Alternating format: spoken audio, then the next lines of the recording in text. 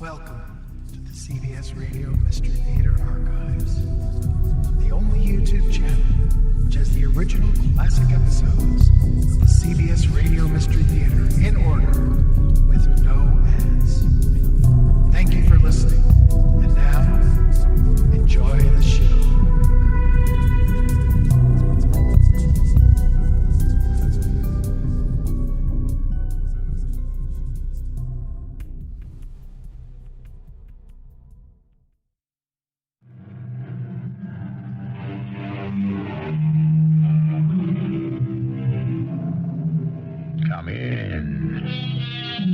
Welcome. I'm E.G. Marshall. Life is eternal, and love is immortal, and death is only a horizon. And a horizon is nothing save the limit of our sight. The limit of our sight. It has nothing to do with the limit of our perception. Therefore, it is not the vision of our eyes that illuminates what lies beyond the horizon. Sometime around 6 this evening, you hired a cab. I don't remember, Inspector. But the driver remembers you. He drove you to Dr. Bexler's address. Do you deny it? No, I can't deny it now. Why have you come here, Inspector? To tell you that Dr. Bexler is dead. He was murdered. Murdered? By whom? I'm not sure. But I can tell you that you're the best suspect we have.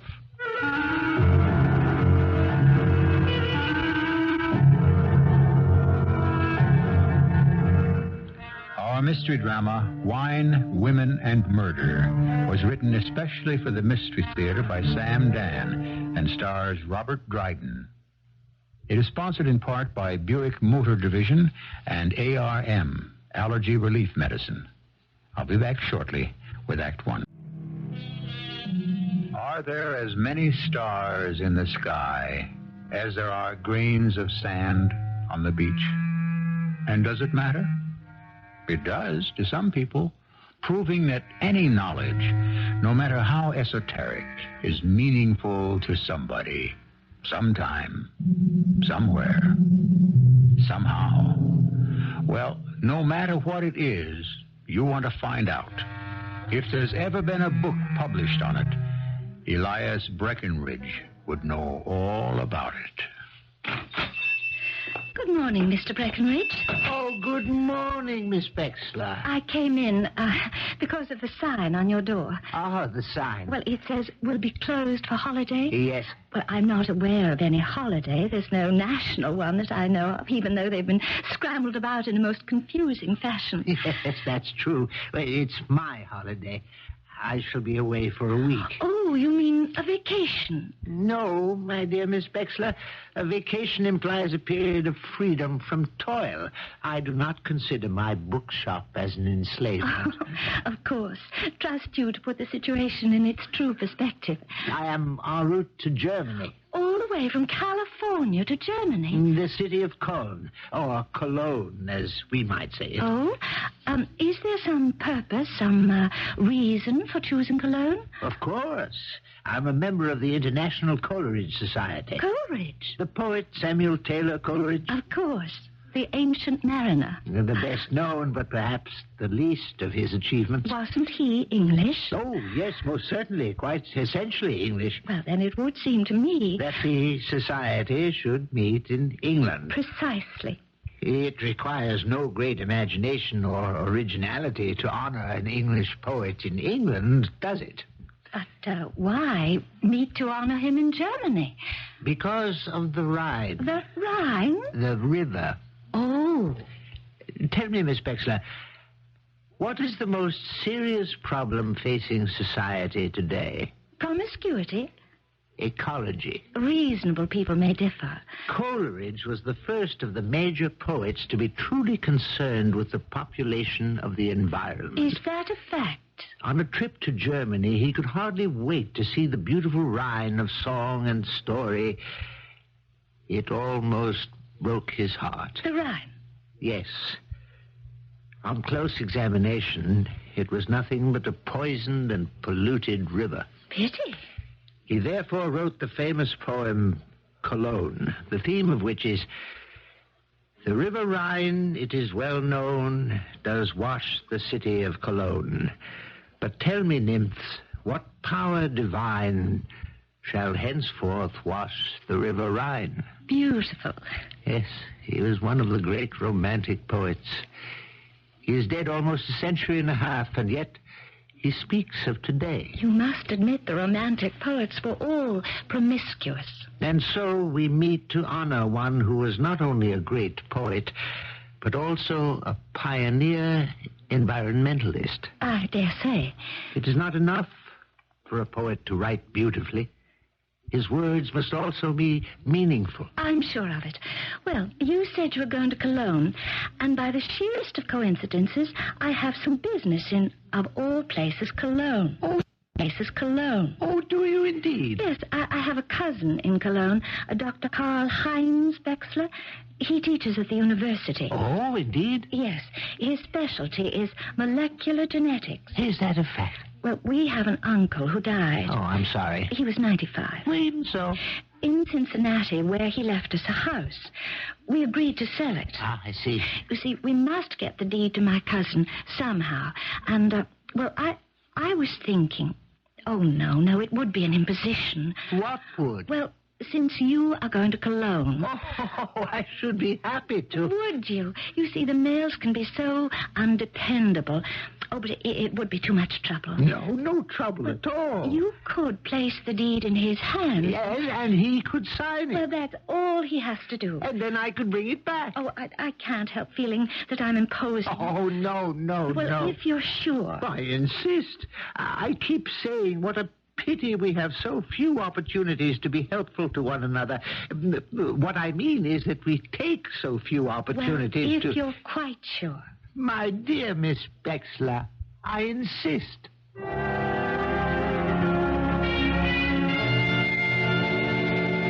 My dear Miss Wechsler, I write to inform you that I have arrived here in Cologne after a most uneventful journey.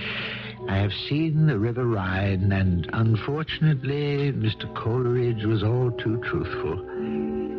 I am about to post this letter to you and then leave my hotel to visit your cousin and tend to your little affair. I have telephoned. I am expected. Sincerely, Elias Breckenridge.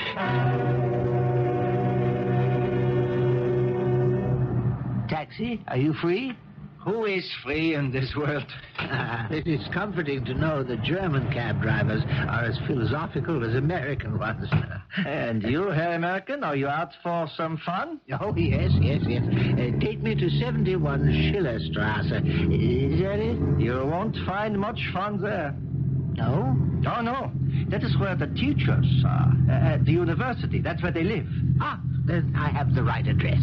Not for fun. For real fun, I could take you to a... I suppose it all depends on how you define fun, huh? For me, fun means ladies present. Oh, I shall be with some ladies later this evening. I misjudged you, Herr American. We have several female members of the Poetry Society. I was right the first time. But if you should change your mind later on, ask at the taxicab line for Willie Kellner. Very well. I'll remember. No, somehow I do not think you will.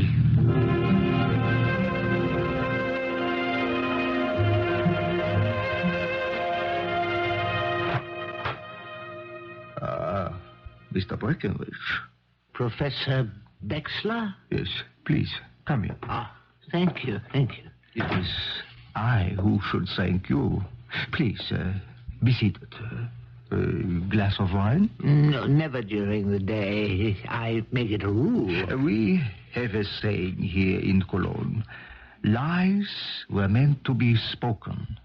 Rules were meant to be broken. Yes, well... It sounds better in German. And I have a most excellent vintage. Oh, well, a little. I've been looking forward to your fine Rhine wines. Oh, this is imported from California. Cordillera. You may have heard of it. I prefer it to our own. Please, don't tell anyone. Oh, certainly not. Prosit. You're very good health, sir. Well, so you're a professor of molecular genetics. I have that honor, yes. I am a bookseller. Now that I think of it, I happen to have in my shop the definitive work in your field. Indeed. Well, not that there's much demand for it. It's by Dr. Harrison Peterson. You aware of it? Oh, certainly. I must say that I find his book hard going. Do you know Dr. Harrison Peterson? I imagine you would. Oh, yes. Yes, I do. The field is so small. We are the best of colleagues. Tell me, how well do you know my cousin Maud? Well, she comes into the shop now and then to buy a book. Wonderful woman. So kind, so concerned with humanity, so sincere. A saint, that woman. And so are you, sir, to perform this kindly act.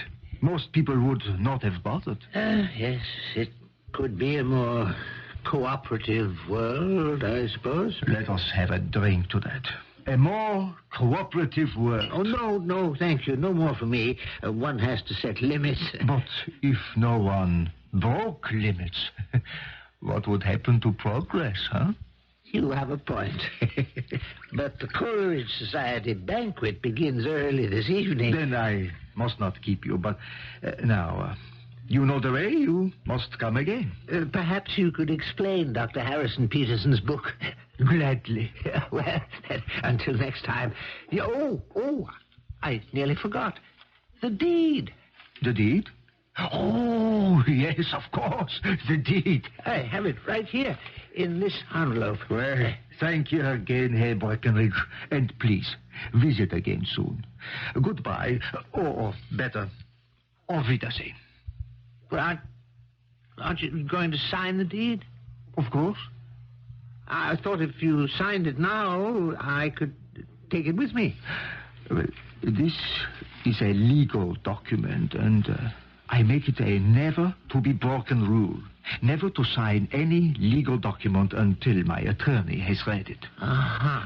You may say to yourself, this is a simple, small matter of the deed to a house, and my dearest cousin Maud is a woman of the utmost rectitude. Yet I understand, Professor Bexler. I hope I do not impress you as an overly suspicious type, Herr Breckenridge. No, certainly not. We have a saying here in Cologne.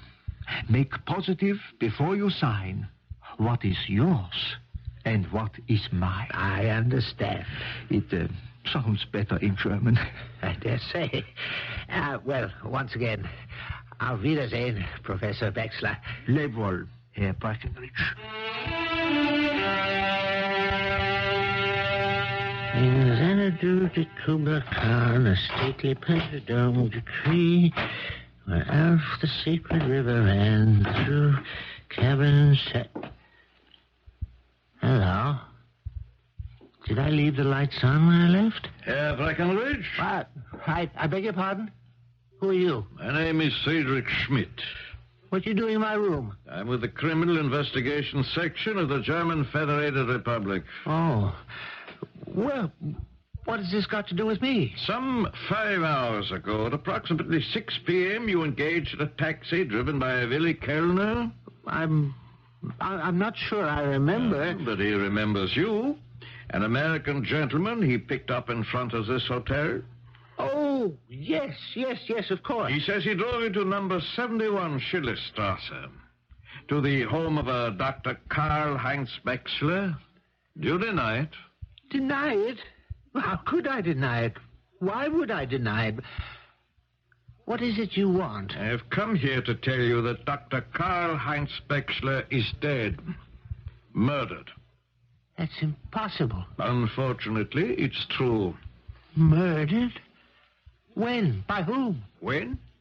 Sometime around 6 this evening. By whom? By you.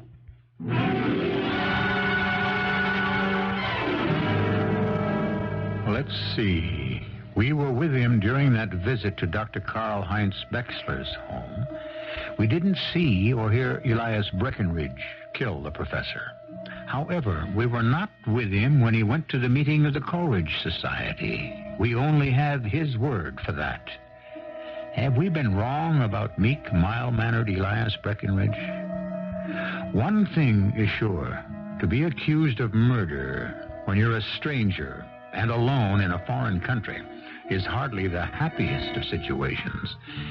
I'll return shortly with Act Two. The Good Samaritan had compassion, as we are told. However, helping one's neighbor can turn out to be a risky business in the end. And it's no one's fault, really. It's just the way things are. Somehow, so many of us, so often, suffer our greatest losses when we're engaged in someone else's business. A case in point, Mr. Elias Breckenridge. Herr Breckenridge, Why am I being kept here in jail? are you ready to be reasonable, Herr Breckenridge? About what? You insist on making these foolish denials. Confess that you killed Dr. Bexler. But I didn't. Why did you visit Dr. Bexler? I told you to deliver a document. What sort of document? A deed to a house in Cincinnati. Where?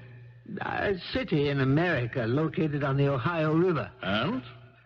I brought it to him and left it there. You left this deed with Dr. Bexler. Yes.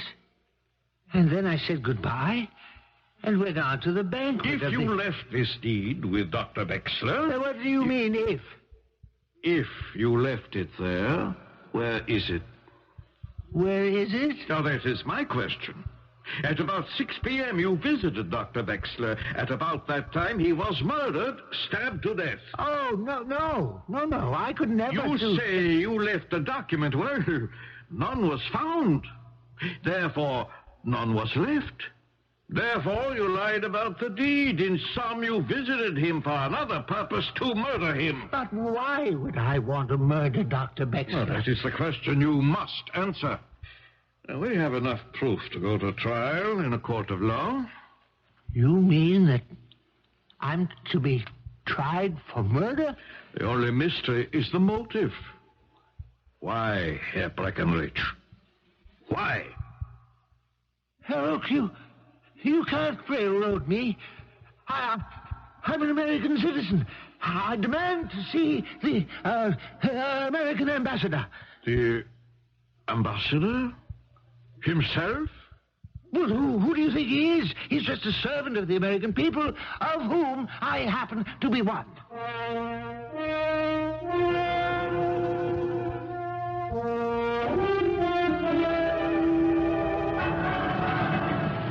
Mr. Elias Breckenridge. Yes? Well, who are you? I'm from the American consulate. You? My name is Victoria Shakespeare. You don't look like a consul. I'm not. I have a long way to go. I'm only the third assistant secretary. Oh, I see. I'm not important enough to merit a visit from the consul himself. He's busy negotiating a $20 million trade treaty. What's more important? Justice for a human being or money? Now, what do you think I can do for you? You mean to say that I'm in danger of being hanged and the best my country can do for me is to send a third assistant secretary? First, you are in no danger of being hanged. Oh. Well, then you are going to do something about it. Because there is no death penalty in this country, you'll probably get life. Second, I may be a third assistant, but I have prospects of becoming a first assistant. Well, you must do something. What? We've been presented with the facts in the case. Tell me, why did you kill him? But I told... No. What's the use? It's a nightmare. I find myself in prison, accused of murder that I did not commit. I am abandoned by my country. You still haven't answered the question, why did you kill him? I did... All right. You refuse to help me. You insist you went there to deliver a deed, but no deed or document was found. Someone took it. Who? Whoever murdered Dr. Bexler. But you murdered Dr. Bexler. Miss Shakespeare, please leave me. I was foolish enough to believe that my country would stand behind me. Elias Breckenridge, bookseller. Who does he think he is?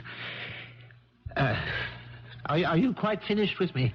I have to make a report. Now, you claim you came here to attend an international poetry conference. And I can prove it. A customer of yours back home, a Miss Maud Bexler, asked you to deliver a document to a cousin of hers here in Cologne, a Dr. Karl-Heinz Bexler, who teaches at the university. Yes, that's true. You claim you visited Dr. Bexler briefly, left the document with him, and went on to your meeting. That's exactly what happened. Thank you, Mr. Breckenridge. And now that you've got that information, what are you going to do with it? Why, file it. Of course, Mr. Breckenridge. File it.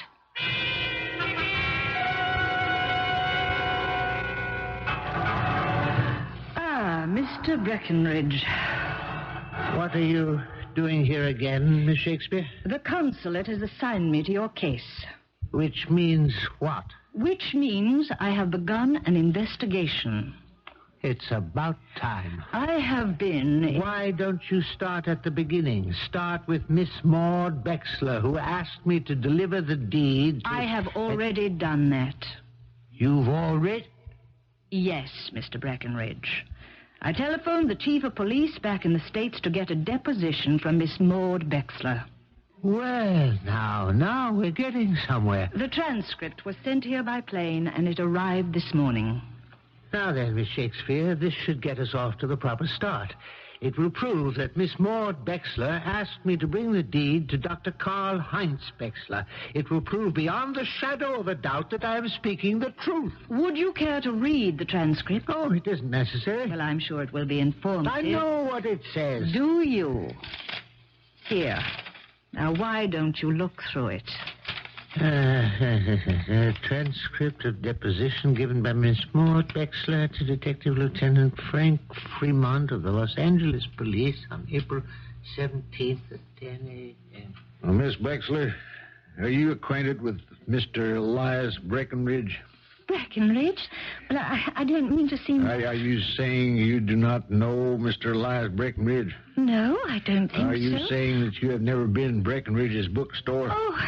Oh, yes, I have been there. Did Mr. Breckenridge tell you he was going to Cologne to attend a meeting of the Coleridge Society? No. Oh, we never engaged in any sort of personal conversation. Miss Bexler, did you give Mr. Breckenridge's deed to a house you inherited from an uncle in Cincinnati to deliver to a cousin in Cologne? Lieutenant Fremont, first, I have no uncle in Cincinnati or anywhere else, for that matter. Therefore, he could not leave me the deed to the house. And since I have no cousin in Cologne, I would have no reason to ask Mr. Breckenridge to deliver the non-existent deed for a non-existent house to a non-existent cousin. Miss Bexler, do you have any idea why Mr. Breckenridge should have told such a story? Well, obviously, he's a promiscuous person. She's lying. The woman is lying. Why should she lie?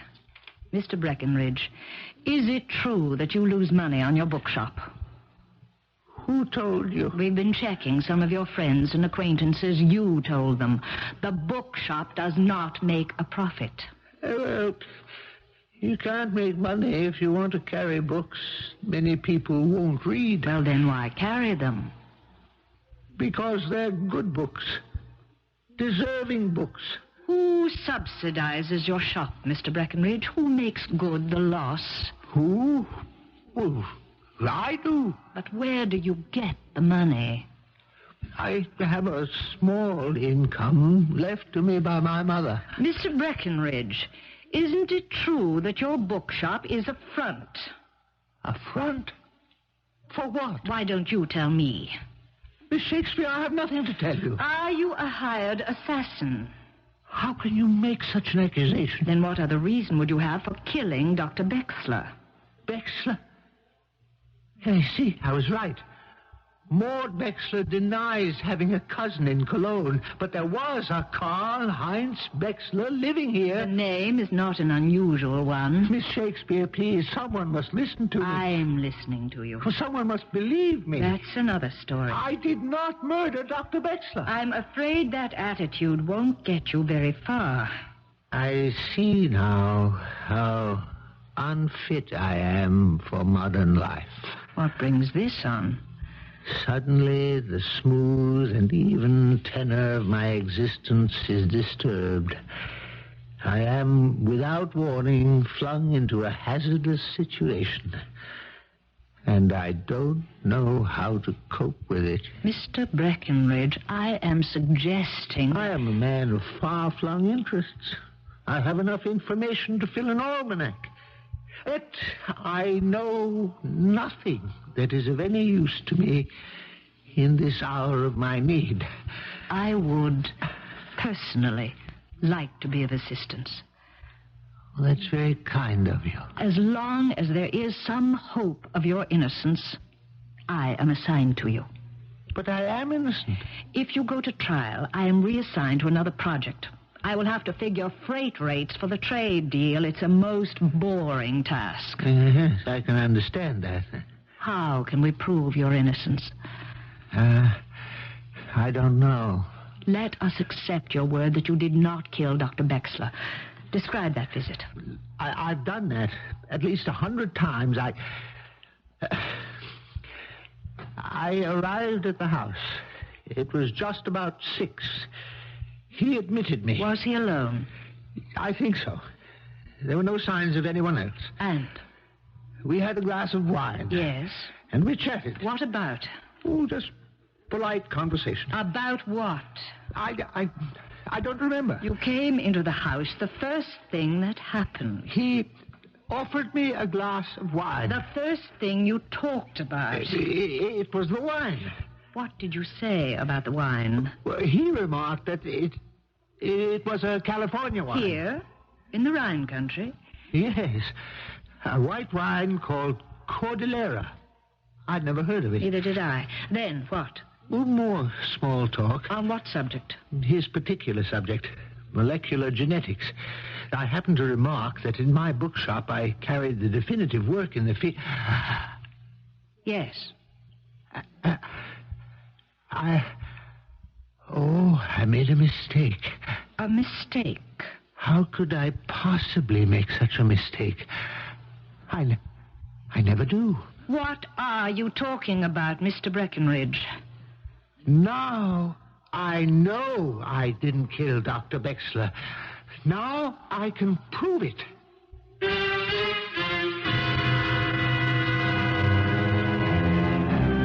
If a little knowledge is a dangerous thing, what is a great deal? Our friend Elias Breckenridge has come to this Rhenish city of Cologne to enjoy poetry. Instead, he has spent most of his time in prison. Well, there's nothing strange about that. After all, some of the world's greatest poetry was written behind bars. We'll see if we can get him out of there in Act 3. Stone walls do not a prison make, nor iron bars a cage. That's a fine poetic sentiment, but it does strain the limits of poetic license. Stone walls and iron bars make the toughest and strongest cages ever made. True, they cannot confine the spirit, but they do a great job of holding in the body. Yes, it's a great philosophy for philosophers, but small comfort for the rest of us. You say you can prove you didn't kill Dr. Bexler? Yes, certainly. How?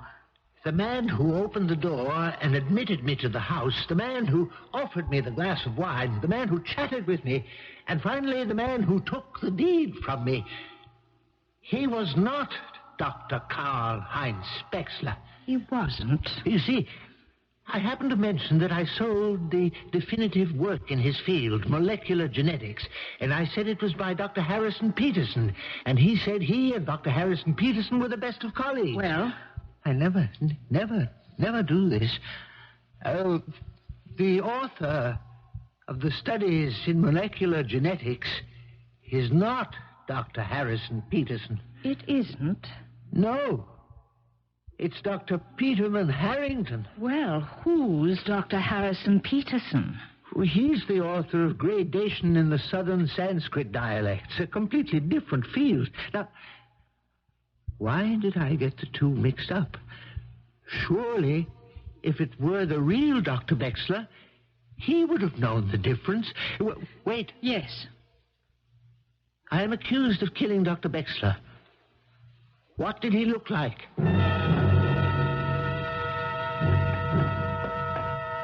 Fortunately, he is still being held here. This place makes me nervous. Why? It's only a morgue. We shall soon see. Thank you for your cooperation, Inspector Schmidt. Johann, slide open number 32, is it? Dr. Karl Heinz Bexler. Well, Herr Breckenridge? No. No, he's not Dr. Bexler. But he is. He is not the Dr. Bexler I spoke to. What did that man look like? As completely different from this one as you could imagine. This one is dark. The other was fair. This one has long hair. The other was half bald. Inspector Schmidt, in light of this new development, could we release Mr. Breckenridge from custody? Well, so far, I have nothing tangible. We will be responsible for him. Inspector Schmidt, I must be given the opportunity to prove my innocence. Now, there are two things. First, the man who posed as Dr. Bexler, about 5 feet 10 inches, around 55 years old, light complexion, half bald. Does this description seem familiar? I'm sure the inspector will work on it. Yes. Second, Cordillera. It's a white wine. Have you ever heard of it? No. It's from California. Well, then I would have no reason to hear from him. Is it sold here in the city? Well, why are you so anxious to know about that wine? Am I free to go? You are released to the custody of your consulate. He means me.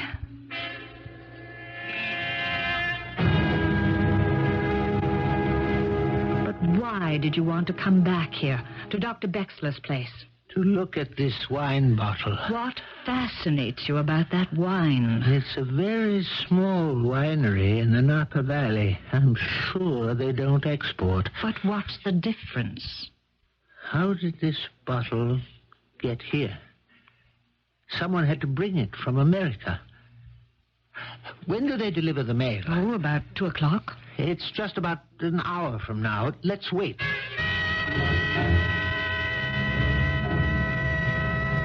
May we talk to you for a moment? Are you the new people in this house? Poor Dr. Bexler. Not even cold in his grave, and already the place is rented. Well, life must go on.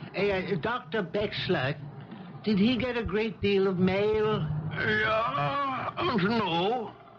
Did he get much mail from America? America, huh? Well, sometimes I would ask him for the stamps for my sister's little boy. Yes, but did he get any packages from America? Packages? Oh, yes. Maybe once a month. Some bottles of wine. Wine? Are you sure? Oh, yeah. Sometimes he would offer me a glass. Wine that came from a bottle like this? Oh, yeah. It's not bad for an American wine. Thank you. Thank you very much, sir.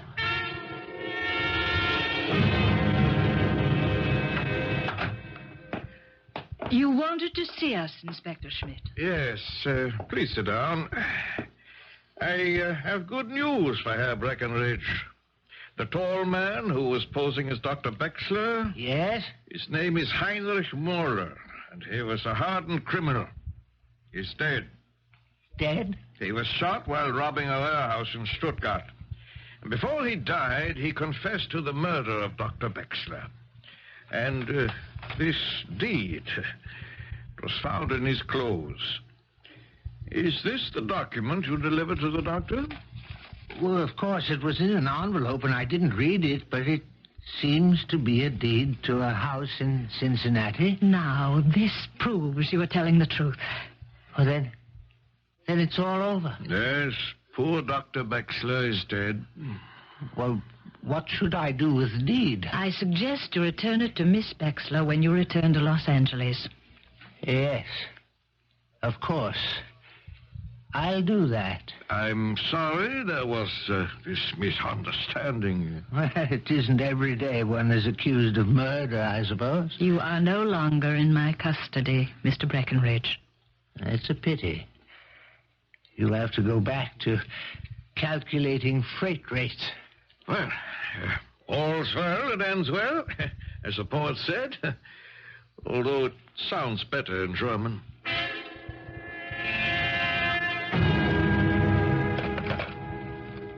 I would like to make a transatlantic call, please. Yes. To Miss Maud Bexler in Los Angeles, California. Yes, I'll wait.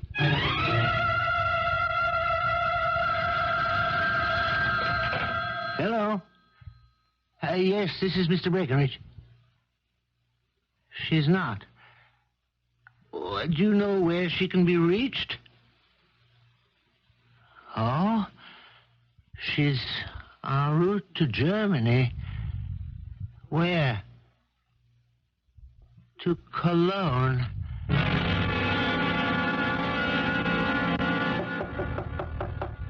Just a minute.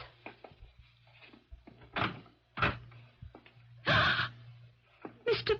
Breckenridge. May I come in? Thank you. Small world indeed. What brings you here? A very sad event, as you may know. My cousin, my only relative, was murdered. I flew here for the funeral. Oh, a most pious act, Miss Bexler. I have here the deed you asked me to deliver. Oh, thank you. It's your property. Well, you've been most helpful to me, Mr. Breckenridge. I wish I could say that you've been most helpful to me, Miss Bexler. Why, whatever do you mean? Why did you tell the police you didn't give me that document to deliver to your cousin? Oh, that. Yes, that. Well, you see, I'm absolutely terrified of the police. Are you? Yes. Once you're involved, it brings nothing but notoriety and scandal. It's best to keep clear of such... But did you stop to think where that would leave me? Well, I'm sorry. I'm truly sorry. I was being accused of murder. Well, when the police officer called that morning, I was so surprised and frightened I lost my head. You must believe me. I would have made it all straight later on. Is that a fact? You see, there's no harm done. You're free. It all ended well. Has it ended? Poor Carl. His murderer has confessed, and so, well, I understand the case is closed. Not quite. Why? Is there anything else? Let's see. We have Miss Maud Bexler in Los Angeles, California. We have, or had, her cousin, Dr. Karl Bexler, in Cologne, West Germany. Miss Bexler is a spy. So is her cousin. Miss Bexler purchases U.S. military secrets and sends them to Dr. Bexler, who in turn sells them here in Europe. That's a lie. Most are sent in wine bottles, or should I say, on wine bottles. Needed is a bottle with a great deal of white on the label. Cordillera answers that requirement. A simple, invisible ink is used, lemon juice or any strong concentration of acetic acid. Sir, I must ask you to leave. When you discovered that I was leaving for Europe, you made up the story of the dead uncle so that you could give me the deed to deliver. But on the back was an important message in invisible ink. That's a lie. But someone over here must have discovered what Dr. Bexler was doing, perhaps tried to blackmail him, or whatever. At any rate, he killed Bexler just before I arrived, and he posed as Bexler. Not one word of this is the truth. Do you know what's on the back of that deed, Miss Bexler? In invisible ink? apply a little heat to it, and you will read the specifications for the electronic rangefinder for the latest... That's enough, Mr. Breckenridge. Well, now, that's a pistol. And I know how to use it. Do you expect to get away with anything? Yes. It was self-defense. You're slightly mad anyhow, eccentric. You came here to kill me for lying about that deed. What could I do? I had to defend myself. Now I shall start to scream, and then I'll fire. Help! Help! He's going to kill me! Do not shoot, Miss Bexler. All is well. We have him. We have him. He's crazy. A madman, and he wanted to kill me. Well, that's a lie. Inspector Smith, that's a lie. That's enough out of you. You're under arrest.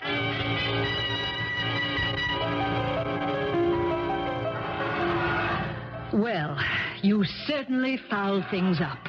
That woman tried to kill me. She's a spy. We know she's a spy. You know? We've been feeding her the wrong information for years. Dr. Bexler's been selling it. I suppose it caught up with him. A professional assassin was hired to take care of him, just as you arrived. Then you knew about her all along? We had to get you out from under. Why did you have to try to solve it? Miss Bexler is very valuable to us as a source of misinformation for the enemy. Now she'll have to leave all of her contacts on the West Coast and move somewhere else. Or I could move somewhere else. Really? Where? I could open a bookstore here in Cologne. I understand it takes years to build up a trade. I understand it takes years to become a first secretary at the consulate.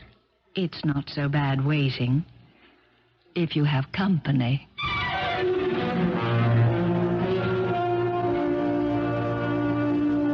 Who says we don't give you happy endings? Here's a story that ended happily for all of the principals.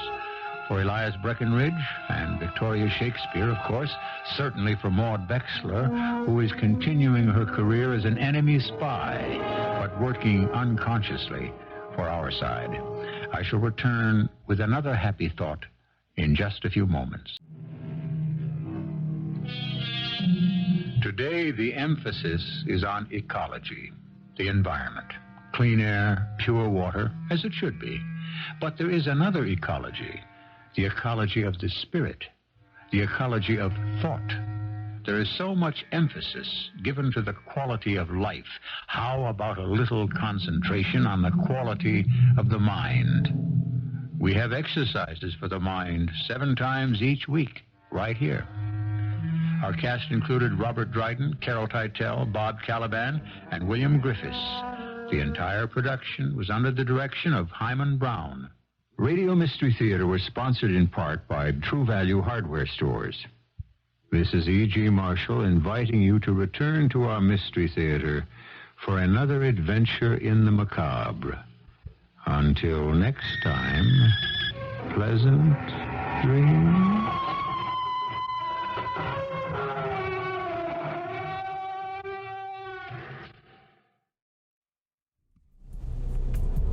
Enjoyed this episode of CBS Radio Mystery Theater. If you've enjoyed this and want to hear more,